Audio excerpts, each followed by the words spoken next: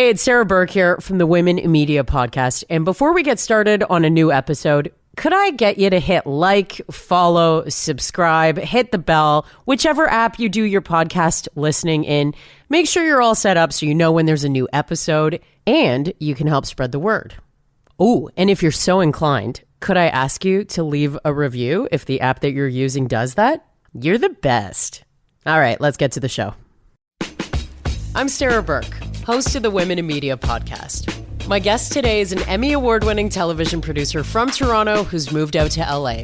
And since she's worked everywhere from Netflix and the Ellen DeGeneres Show to the Walt Disney Company. And she recently joined the team at Red Table Talk. What I'm most intrigued about, though, when it comes to her story, is her journey as an entrepreneur to make mentorship accessible and fair. Can I pick your brain? I was wondering, if we can jump on a call. I just want to know how you got into the industry. I have been on both sides. I've definitely asked questions like that. And it is a lot of work. It's time out of your day. And what you're sharing, your experience and your lessons are valuable. We have our full-time jobs. We're underpaid as it is. So now to go out of our way after the workday and help someone else, I believe that sharing your knowledge is valuable and is worth being compensated for. My guest today is Joss Richard, senior content producer at Red Table Talk, as well as the CEO and founder of Margot Community, which I can't wait for you to hear more about. Thank you so much for having me. I'm really excited. I must admit I had never heard of Margot Community until I had Shannon Burns from Bell Media on this podcast. She nominated you to come on, actually. But how is it that while leading such a busy media life, you found time to become an entrepreneur and you founded this company? Good question. Really good question. I don't know. And I feel like people ask me that, my friends, they're just like, how do you have the time? And how are we still able to go for brunch? And it's just one of those things where I think the pandemic has been a blessing and a curse at the same time. I think being able to work from home and have nothing but my thoughts and just me time has really allowed me to start the business. If I was still, going into the office every day and, doing that commute, I don't know if I would have been able to start Margot. So I really think it was all about timing. And now that things are opening up again and there's talks about going back in, I think it's just one of those things I have to figure out because I have to. Yeah. It's your calling. It's your calling for sure. Mm-hmm. So to understand, the beginning of this company and I think how you arrived at the idea, we got to go a little bit back in time here to, your career, which started in Toronto. You went to broadcast journalism school. Do you mind me asking where you went? I went to Centennial College. Okay. And then coming out of that experience, you did the newsroom thing. And I think a lot of us who graduated from broadcast journalism did that. That's something that we have in common. But, you went for the TV production pretty early on. And there was a comment in a recent article that I read where you were interviewed, where you were saying, I've been so lucky to land my dream job several times, but also you were on red carpets, very early on in your career. How did you pivot from sort of news and journalism into TV production? I guess while I was in college, I was doing television production because I used to volunteer at a local news station. So that's where I did camera operating, teleprompter, audio, all those things. But my official internship for college was at eTalk, which is a news outlet, but it's an entertainment news outlet. So that's sort of where the two things sort of blended together because I did have experience being in a newsroom, but it was all entertainment news. So we had to go to red carpets. We had to go to movie premieres.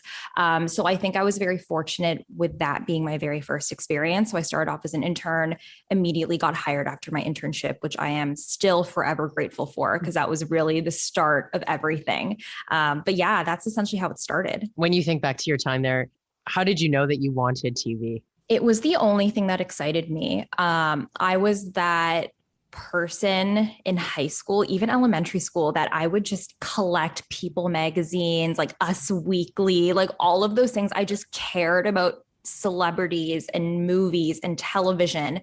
And I knew I wasn't a good writer. So I was like, okay, I'm obviously not going to be a writer. I'm not going to be an actress. What other ways can I, enter this world? And that's when I thought, okay, working in entertainment news. Yeah. What was the most exciting early project you worked on? I think the first time, well, there are two. So I think it was the first time I was ever given the opportunity to interview a celebrity, which was, I was just an intern at the time, but the producer that I was interning with, you know, I was allowed to go on that shoot. She was like, why don't you ask the questions? And I was like, wait, really? Are you sure? And she's like, yeah, like I trust you. It's fine. And she's been doing it for so long that this was something that was, you know, not new to her. She was like, why not give this intern an opportunity? So I think that was the first time I was like, oh my God, I can do this. Like I can be that person that, you know, talks to interesting people. So there was that. And then also the first time I was given the opportunity to write my own script for the show and just like sort of lead an entire segment. So those were the two milestones, I would say. Do you remember who that was, that first interview? Yeah, it was Brett Kissel, the country star. At the time I didn't know, but I think that's what helped because he wasn't like Brad Pitt or anything like that. He's probably the Brad Pitt of country, but I was thrown into country music. I work in music too. And he was one of my early country interviews as well. And like I had come from the rock side of things. And he was the guy who like looks you in the eyes and will say your name back to you during the interview. Maybe you have a small memory of this. He really gives one-on-one attention when he's doing an interview and makes you feel comfortable. Yes, I do remember how I felt and I felt good about it. I was like, he set the bar and it has not always been like that, but it was a really good first experience. Okay. And even the producer that you're speaking about, those things don't happen all the time, especially like when women sometimes, you know, feel like they need to compete in that space. And yeah, it's a beautiful thing that she sort of handed the reins over and was like, you do this one. Yeah, absolutely. I'm grateful for her. So that was a really, really awesome opportunity she gave me. And maybe that played into exactly, you know, what you're doing now as well. Started it early, full circle. Exactly. It's like the little things you don't know, like the impact they can make on you. What was one of those like things that maybe you had a little bit of fear about early in the game? I think just making mistakes, trying to make an impression. I think it's really hard to get into the industry. And I wasn't the only intern. I had other interns around me and it was, I just wanted to get hired after, but how was that going to happen if there were so many other people around me? And obviously I wanted to support other interns, but it was sort of competitive because you wanted to get hired. So I think I was very scared and timid of pitching ideas, making sure they were the right ideas, making sure people knew who I was. I was very green. I was young, obviously. It was straight out of college. So yeah, there are a lot of things. If I was in that situation now, and I definitely would have approached differently. So let's get into mentorship. You've spoken about Terry, and I know Terry's a mentor in the Margot community as well. So she's like a prominent figure in Canadian television. Speak to me about like how important her sort of openness and willingness to work with you sort of played a role into, you know, you gaining that confidence in the industry at such a young age. Oh my goodness. Okay. So I can go on for hours about Terry Hart. Terry Hart is amazing. She not only is my mentor, like you said, but she is one of my closest friends. And when I started working with her, she already had a 20 plus year career. And I was still fairly new. And she spoke to me like I was an equal. She spoke to me like any idea I had was worth listening to. She never acted like she knew more than me. She very much encouraged me. And I don't think it was, you know, in a condescending way or trying to entertain the idea of, you know, this young person has ideas. She wants to hear new ideas. She wants to know what other people are thinking. And I think that's something that's so amazing about her. But being able to work so closely with her for I think at the time it was like we worked closely side by side for maybe 3 years. And I think that was more valuable than any other experience I've ever had, any schooling that I could have had. It was life-changing, really. I feel the same way about mentorship too. Yeah. Like there's a cap on what you can learn in school. Yes, absolutely. And, you know, it's subjective. And I talk about this as well, you know, with other mentors, like why would someone want a one-on-one mentorship when you can just, go on YouTube or take a masterclass or any of those things, take a workshop. And it's so different to have that one-on-one time because that advice is specific to you. It's not generic, which there's benefit in those as well. But it's just a huge difference if it's one-on-one. So what was the first lesson that you learned from her, or the most like compelling lesson that you've learned from her? So one is like life advice, and then the other one is specific to the industry. So the life advice, she said, was where you are now is not where you're going to be 6 months from now. And I was like, oh my goodness, that's so true, because I feel like we get so caught up in the moment of like, what's happening? This is the end of the world. How are we going to get out of this? When things happen, things move on, we're not going to be in the same place down the road. And that is something I've always remembered anytime I feel, not so confident or I feel like things aren't working my way. That was the life advice. And then the second is when I started really producing content on my own, interviewing people, and she watches The Raw and tries to give me feedback, which is always scary when someone's watching like raw footage of something and not seeing the produced air final. check. Yeah. But she told me, and she said, when you're interviewing, don't think of your questions, but think of what you want the answer to be. Think of your story and how can you get this person to say things to help build that story. And I never thought of it that way. I was so focused on, okay, does this question sound okay? Like, what would they think of this? And they don't know, they don't care about what the questions are. People aren't even going to hear the questions when you're not on camera. So that was really, really helpful to me and helped shape anything that I produced.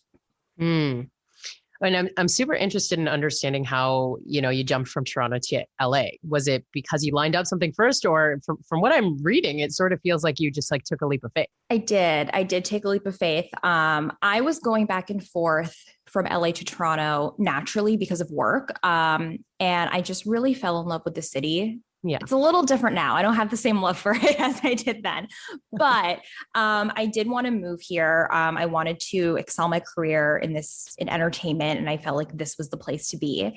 I sort of made a case for my employer at the time, and I said, I want to move to LA.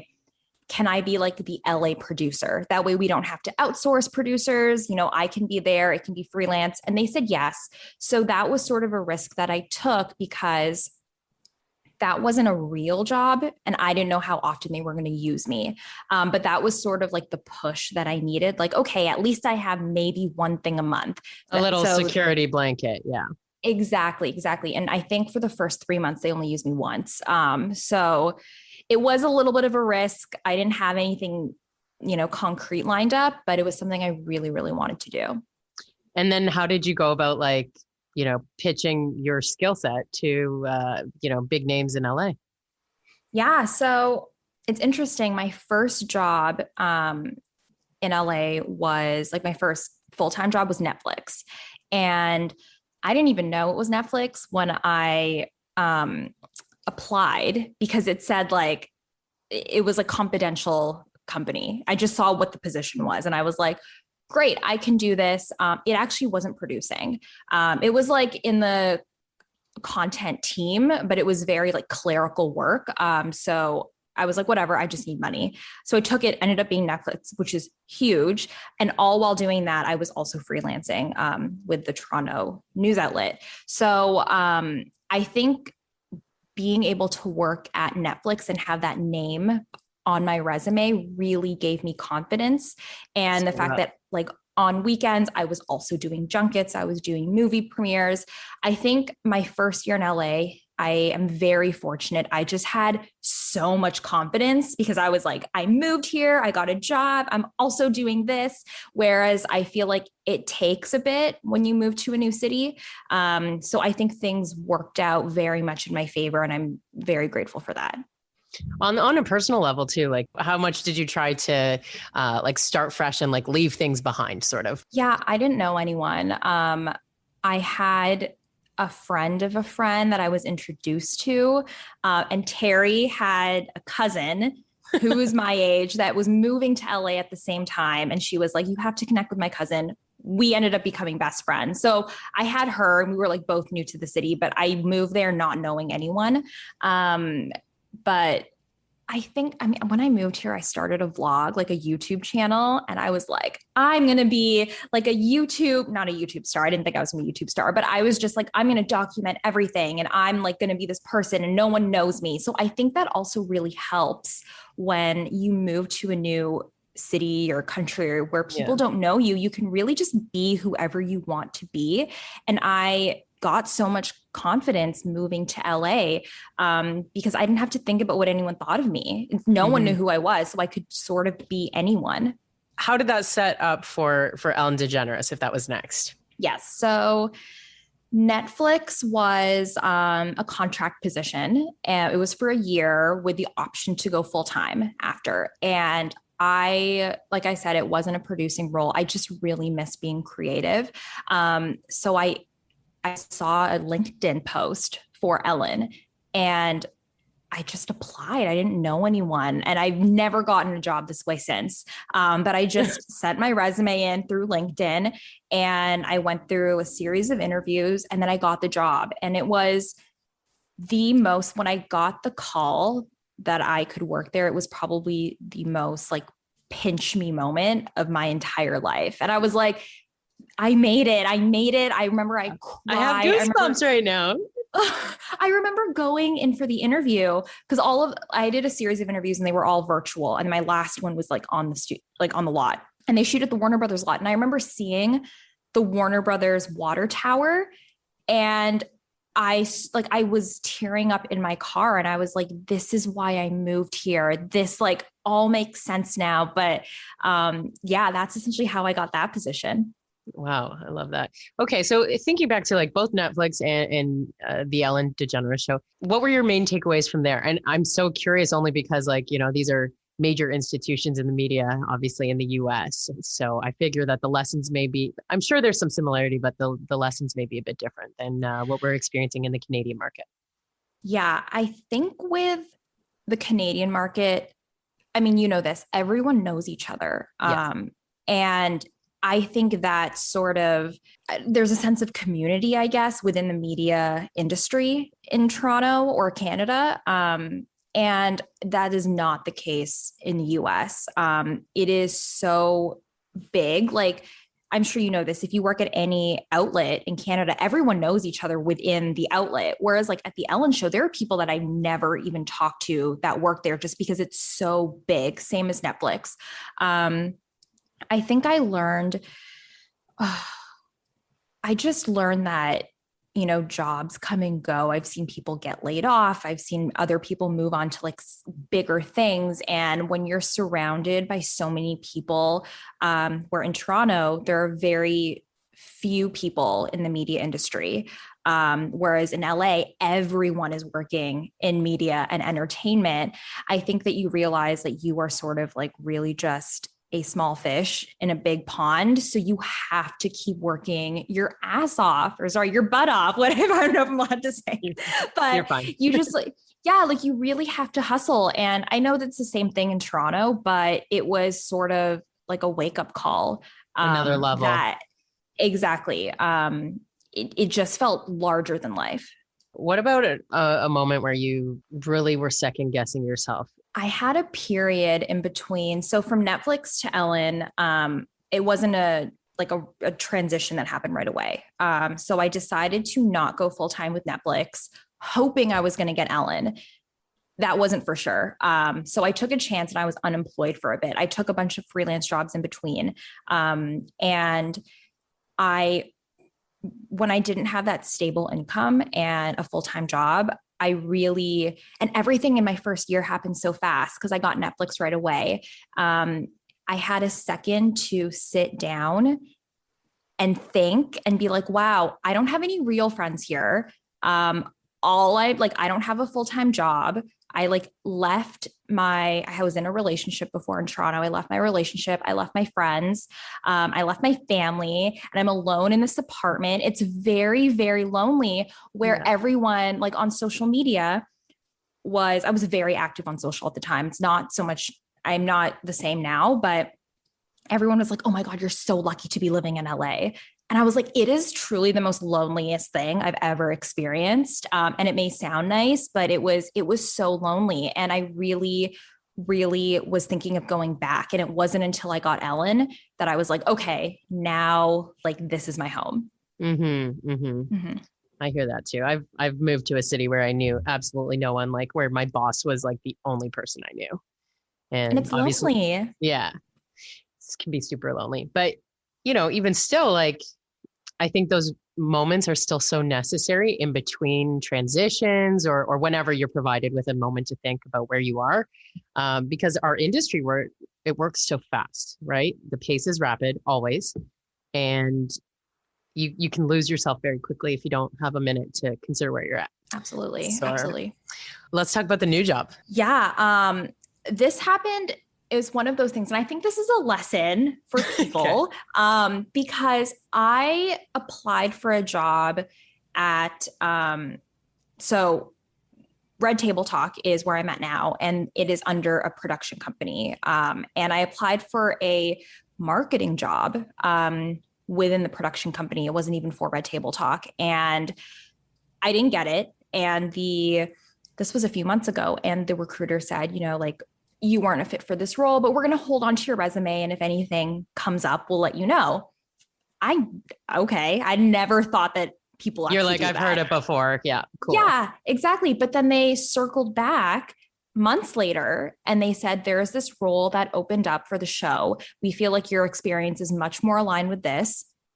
Would you be interested? And I wasn't even looking for a job at the time because I was so focused on Margot. And it was like these two things were happening at the same time where I really thought I was going to transition into being an entrepreneur, like a full-time entrepreneur. But I got the opportunity and I was like, I have to take this. This is, again, a dream job. I'm so happy to be producing again. So in between Ellen and Red Table Talk, I worked at Disney for a year and a half as a digital marketing manager. So I wasn't producing. It wasn't really a creative job. It was like here and there, but it's so nice to be a producer again. And I absolutely love it. I love the team. I love what the show stands for. I'm very, very happy about this next chapter. But if 2020 taught me anything, is that people need multiple streams of revenue. And that's very important, just because of how many jobs can be lost. Like, we don't know when a pandemic's going to happen. And I was furloughed for a bit from Disney. And I was like, I wish I had a freelance, a freelance job on the side, or I wish I had my own small business. And I'm sure a lot of people thought that. So, I'm excited about this new chapter, being full-time and working as a producer, but I think it's also important to foster Margot and like build that business on the side. Yeah. You won't lose sight of one or the other. It'll be always, so with Red Table Talk, like, I wasn't very familiar with that. Maybe you said you really love what the show stands for. So tell me about that and why it was a good fit for you. Yes. So for those who don't know, Red Table Talk is hosted by the Smiths. So Will Smith, his wife, Jada, her mom, and her daughter, Willow.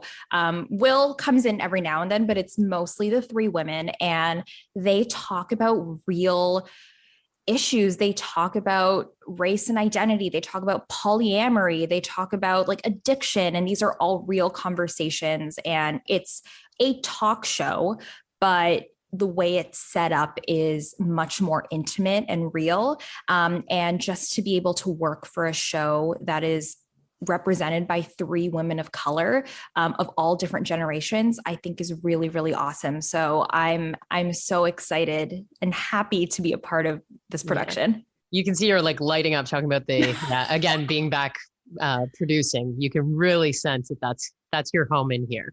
Yeah, absolutely. What's mentorship been like in the US? Because we've talked about Terry a little bit. Did you find yourself like really having a connection with anyone on the Ellen DeGeneres Show or anyone at Netflix or Walt Disney? No, except I think Terry is just like I can't even compare to anyone. I've never been able to find another Terry.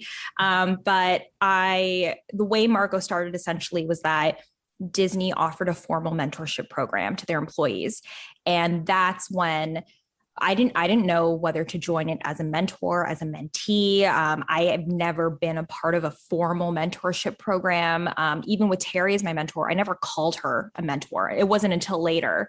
But I was paired with this wonderful woman named Keisha, who was also a mentor on Margot. And, the purpose was to talk about Disney and, work, but we didn't even talk about Disney once in our hour conversation. We were just talking about life and all those things. And that's when I realized how crucial it is to have a mentor and have multiple mentors, because she's very different than Terry and the advice they give me is very different. They have different experiences. But I would say she's been my mentor. And that was because she had to be, but I haven't naturally found someone that's like taken me under their wing the same way Terry has. I've actually been a part of a company mentorship program before too, in Chorus Entertainment before my work at SiriusXM.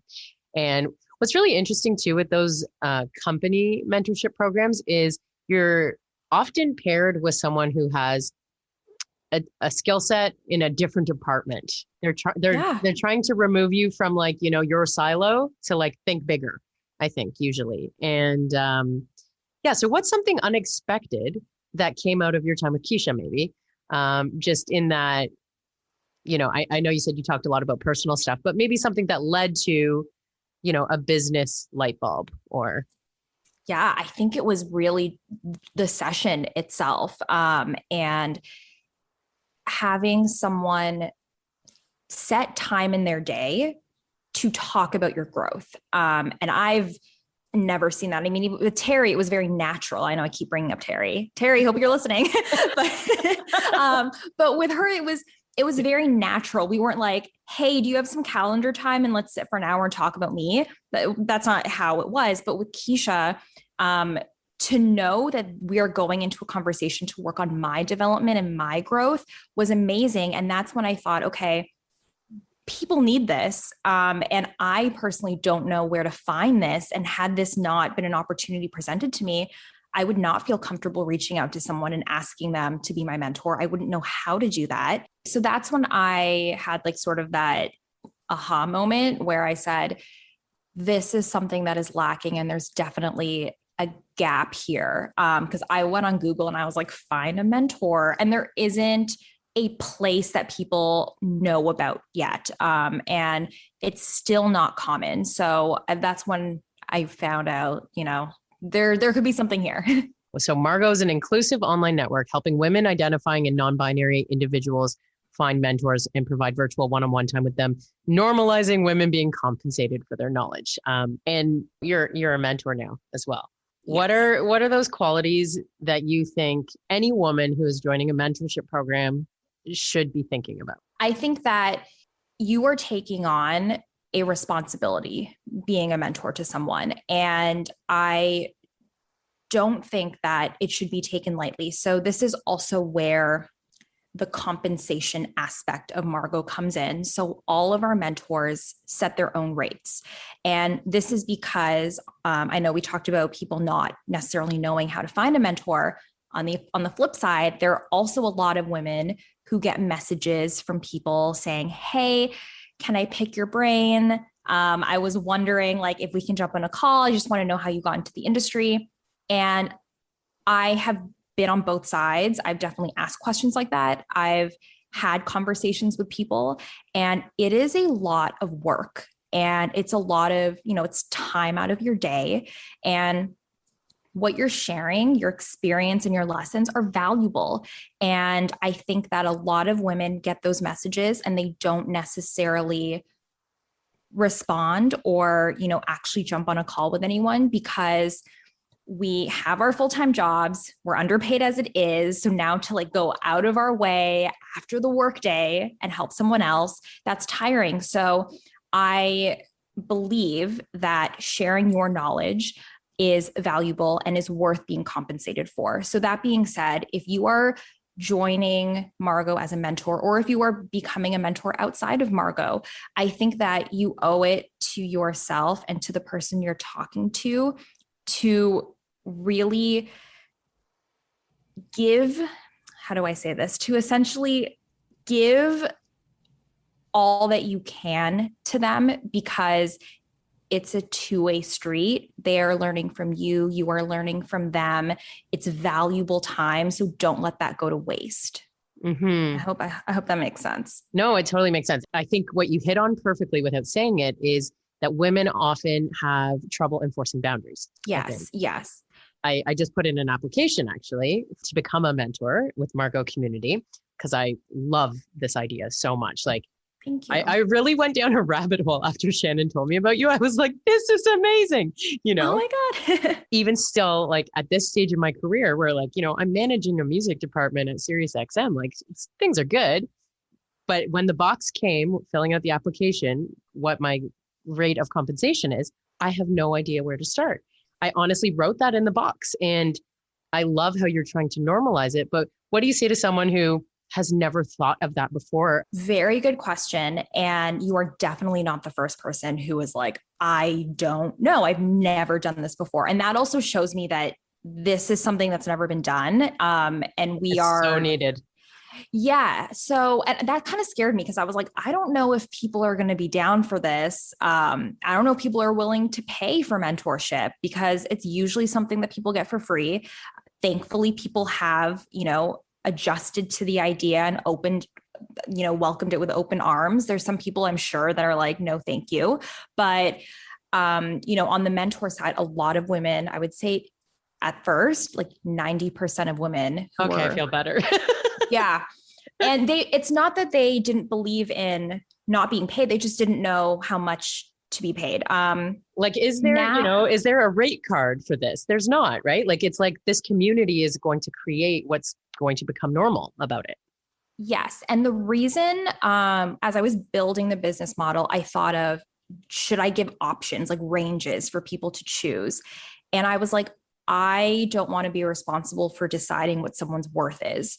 And I think that is completely up to the mentor. If you want to charge $5 or if you want to charge $500, that's up to you because you know your worth. And I think that this is a skill that women need to work on. And some women have it down pat. That's great. I'm not generalizing all women, but I think that, this is not something that's been normalized yet. And I think that, to answer your question in terms of like what to charge, I think it's really about, I tell people, you can take a look at the website and see what people charge normally, whatever you feel comfortable with. If you are sitting down for a 45-minute conversation, you get paid $20 and you feel like that wasn't worth my time, then make your rate 30 or 40 or 50. So just really think about what you're giving and the time it's going to take to, because you have to, I guess, come up, depending how the mentor session goes, you have to sort of come up with a plan for this mentee. You need to, you're not just sitting and listening to someone. So that's worth your time. And what is that worth? And it may change too, as you continue, right? Exactly. And you can always change your rate. Some people have gone higher. Some people have gone lower after having their first session. I love that there wasn't a range because although I had that uncomfortable moment where I was like, I don't know how to fill this out right now, I love that you're forcing women to just be in their confidence and decide. So thank you so much. I didn't even fully wrap my head around it till right now. I wanted to sign up, not even thinking about the compensation, to be honest. And I bet you that's the same for many women. Yeah, absolutely. And I will say we do have a give back program, and some of our mentors have chosen to set a rate and 100% of the profits will go towards the give back program. Shannon is one of those women. So, and they make it very affordable. They're like, it's $10 flat. I'm okay with giving my time and if there are some women who are comfortable with that, great. If there's some women who aren't, that's okay too. But our give back program is essentially partnering with nonprofit organizations, and this money goes towards them to provide free mentorship for the girls in their communities. So, it's completely up to you how you want to leverage and utilize the platform. And I don't think there's a right way or a wrong way. Yeah, absolutely. It's honestly, it's so groundbreaking what you're doing. And like, Thank again, you. you don't find many women in media that are dedicating their time to things like this. I read a quote in that same interview I was reading where you were telling someone who worked for the UN that like you sometimes felt like superficial about, you know, Yes. your situation. And like it is hard being in the media to like think of it that way because, you know, I love music, you love entertainment and celebrities. And, you know, often there's like a stigma attached to that stuff on its own. Yeah. So the fact that, you know, you've poured your heart and your time into this is very exciting and huge Thank you. congratulations, honestly. So Thank you so, so much. is there a name that's come across your desk virtually, figuratively, whatever, to sign like someone that signed up as a mentor that you were like, oh, I can't believe it. Um, no one that I like knew of prior, but there are people that have applied to be a mentor, and I look at their profile and their LinkedIn and their handles, and I'm like, whoa, like this person's really freaking cool. How did they find Margot? But and that happens all the time because I think the women Yeah. on the platform are so incredible. But no, I have not had like a dream person sign up yet. I'm gonna manifest that though. Yeah, let's do that. So, okay, let's flip the coin back to being a mentee for a second. So, when you're looking to learn from somebody and you're looking, you know, to capitalize on their time to help guide you, what's something that's maybe been missing? I know you've had an amazing experience with Terry, but if you put yourself in the mindset where, like, what would a bad mentorship look like? Things we want to stay away from. Oh, okay. Yes. So I think that, like I said earlier, I think mentorship is a two-way street. And I think that we assume as mentors that the mentee's job is to ask us the questions and then we answer them, where that is not always the case. And I think we have to remember that. And I've seen many mentees come in and I've gotten feedback, and some mentees are lost and, you know, they don't even know what they want to ask. And that's the mentor's job to bring it out of them. So I think that there is an assumption that if you are taking on a mentee, that they know exactly what they need, where that's not always the case. So I think it's the mentor's job to be proactive, to follow up with the mentee, you know, to ask certain questions, because a lot of people are shy as well. And a lot of the clients or, you know, women that use the platform are people that are afraid to reach out to someone because they're afraid they're going to be rejected. So they like this platform because they know that they won't be rejected and they know they will have that time. But I would say that it's up to the mentor to help foster the relationship as much as it is the mentee. Mm-hmm. I like that too. In Yeah. giving back, in your Give Back program, to women who are facing, you know, certain socioeconomic troubles, what are the types of things that you would like to see with the Give Back program? I know you're in the early stages, but in terms of the mentor, how the mentor donates, it really is just one way. You go through the website or you say, I want to donate a percentage of my profits. And then it's up to us and the nonprofit partners to decide like how we utilize that. So there have been two ways. So one is actually monetary, which is donating your profits. But then there is also one of our nonprofit partners, Girls for a Change. They help young girls of color in the South that are in high school. And some of our mentors, right now we have about 30 mentors, a part of a 9-month program where they donate 45 minutes of their time a month to one of the girls and mentor them.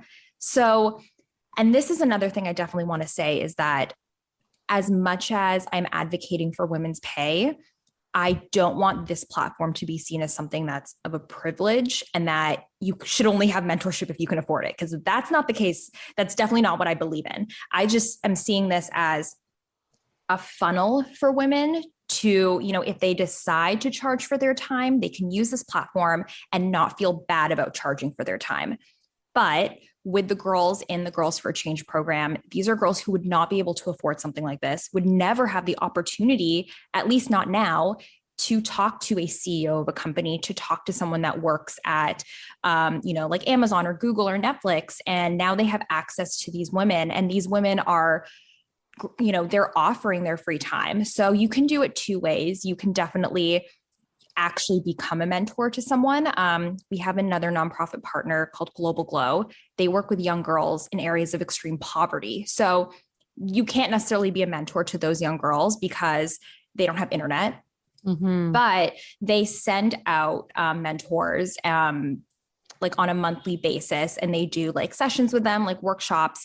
So that money goes towards that as well. And I think that's something in general with nonprofits that I'm definitely trying to be more transparent about, because so many are asking to donate. And it's like, well, where does that money go? Like, what even happens after? So that's something that I'm actively trying to be more clear about like, if you donate, like this is the end result. Oh my God. I love that. And are you actively mentoring with Margot right now as well? I am. I have about 5 mentees right now. So yeah, it's been so fulfilling. And 3 of them just got job offers last week, amazing. Which was the most amazing feeling. Yeah, I was going to say, like, because this kind of forces you to like, you're like looking in the mirror at a version of you, like when you're mentoring, especially with how profound the impact of mentorship has been on your life.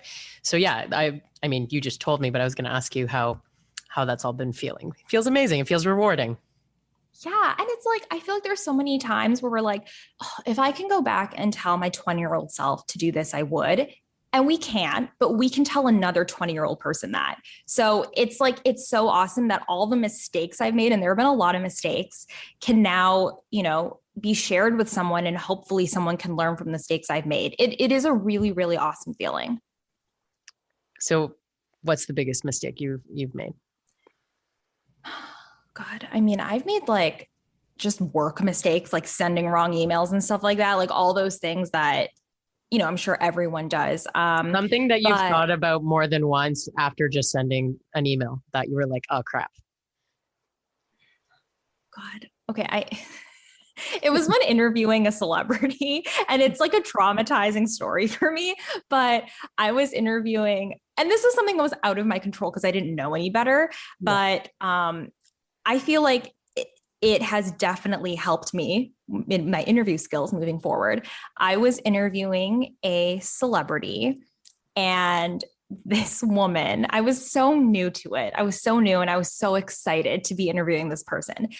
And I wasn't on camera, so it was just, like my hand, how it is. I asked her a question, and in between her answers, I was like, They're like, yeah, I don't know. I was agreeing. I said something. And there were a lot of people in this room.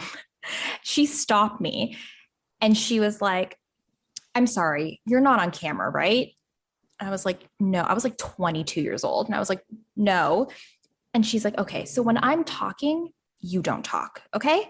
And I was like, oh my God. And she's like, because now you're making it hard for your editor when I'm talking, because now they have to, cut around you, which 100% she's right.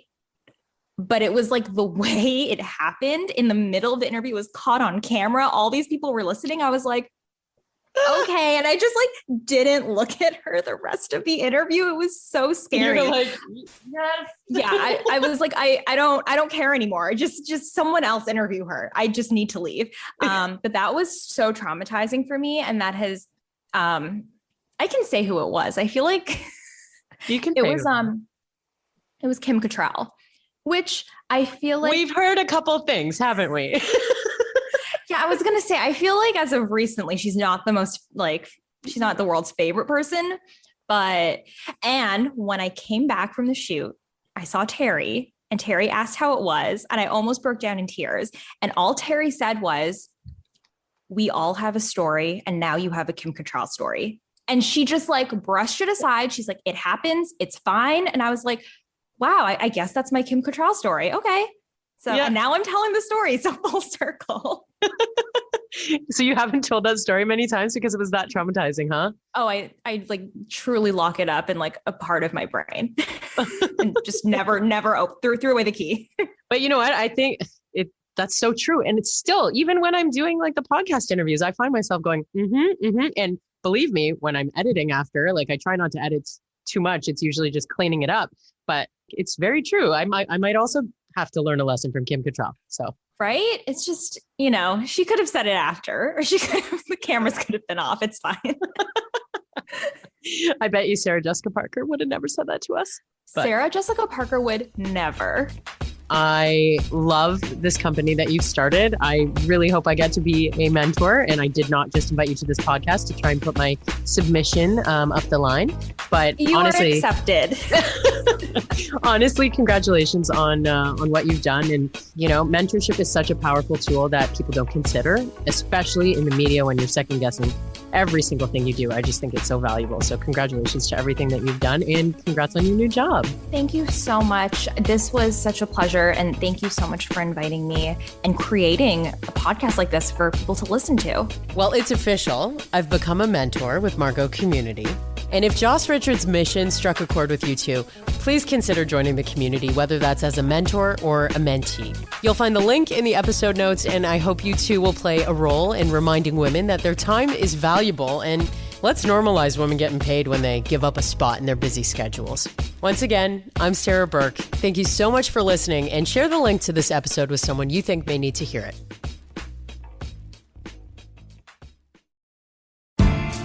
I'm Don Amaro, and I want to welcome you to Through the Fire, a podcast about overcoming adversity, reframing misfortune, and celebrating courage. You'll likely know me best as a musician. Maybe you've heard my music or seen me perform live before. And at the heart of what I do is storytelling. How we come out of the fire may be the most interesting part of our stories. So I invite you to join us for some incredible conversations. Through the Fire is available on Apple Podcasts, Spotify, Google Podcasts, or at donamaro.ca. Another Sound Off Media Company podcast.